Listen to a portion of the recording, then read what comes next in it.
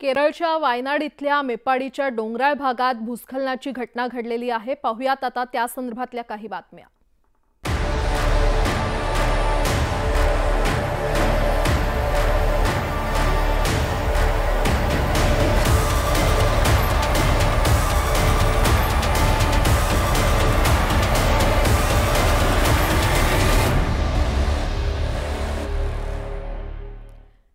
केरळमध्ये मुसळधार पावसाने थैमान घातलं असून वायनाड जिल्ह्यातील मेप्पाडी भागात भूस्खलन झाल्याची दुर्घटना घडली आणि या दुर्घटनेत आतापर्यंत 151 लोकांचा मृत्यू झाला असून 128 जण जखमी झालेले आहेत। तसंच अद्यापही अनेक जण ढिगाऱ्याखाली अडकल्याची भीती व्यक्त केली जाते। चुरलमला, अट्टामला, नुलपुझा आणि मुडंकाई या गावांना सर्वात जास्त फटका बसलाय।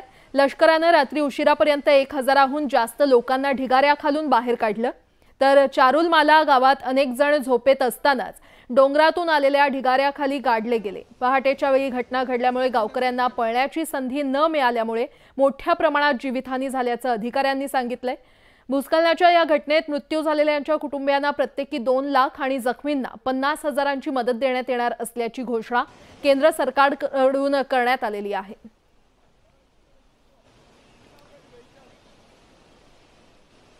तर या घटनास्थळी न्यूज 18 लोकमतची टीम दाखल झाली आणि तिकडचीच ही दृश्य आपण पाहतोय। वायनाड दुर्घटनेमध्ये आतापर्यंत 151 जणांचा मृत्यू झाला असल्याचं कळतंय आणि आणखीनही काही जण या दरडीखाली अडकल्याची भीती अधिकाऱ्यांकडून व्यक्त करण्यात आलेली आहे। युद्ध पातळीवर सध्या मदत आणि बचाव कार्य सुरू असल्याचं पाहायला मिळतंय। लष्कर, हवाई दल आणि त्यानंतर आता नौदल देखील या मैदानात उतरलंय। युद्ध पातळीवर मदत कार्य सुरू आहे। एनडीआरएफच्या टीम देखील मदत कार्यात सहभागी झालेले आहेत।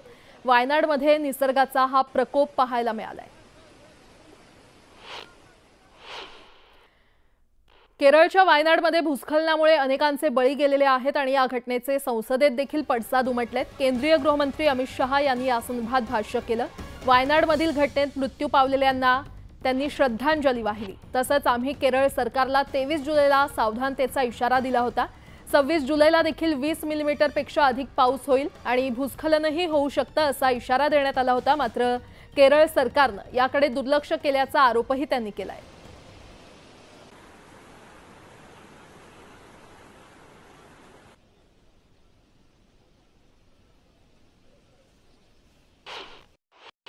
इस अर्ली वार्निंग सिस्टम के तहत मैं आज सदन को बताना चाहता हूं, 23 तारीख को ही मेरे ही अनुमोदन से 9 एनडीआरएफ की टीमें केरल के लिए रवाना हो गई थी कि वहां लैंडस्लाइड आ सकता है। भारत सरकार ने 9 एनडीआरएफ की टीमें विमान से वहां भेजी। मैं पूछ सकता हूं मान्यवर, इतना मुझे पूछते हैं सारे लोग, केरल सरकार ने क्या किया? अनधिकृत लोग रह रहे थे, नहीं रह रहे थे, मगर वल्नरेबल सिचुएशन तो थी। इनको शिफ्ट किया गया क्या? क्यों नहीं किया गया? कौन रोकता था? और शिफ्ट किया तो मरे कैसे?